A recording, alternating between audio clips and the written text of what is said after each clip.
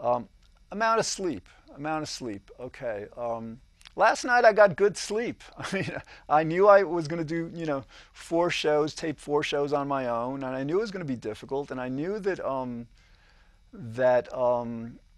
that I wanted to be, as lucid and sharp as possible, and I knew that that would happen best if I had a good amount of sleep. So, I made sure to go to sleep early last night, and when I got a late night call, I got off really quickly so I wouldn't like stress myself. Um, but notwithstanding, the amount of sleep I got last night is affecting how my presentation is today. Okay, it's much more energetic than it would have been if I got hardly any sleep. I mean, who knows what other kinds of changes would have come about. So that's another thing. What's happening today is directly related to that. I chose, for better or worse, not to eat breakfast this morning.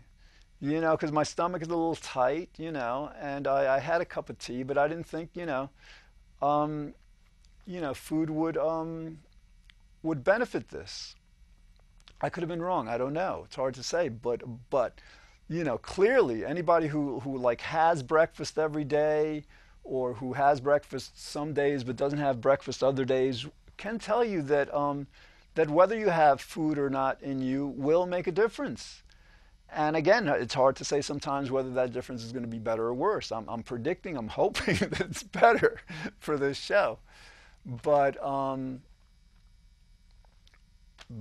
the point that I'm trying to make is that, yeah, whether or not we eat food and what kind of food I would have eaten for breakfast would have made a difference. How much sleep I got, how I'm dressed.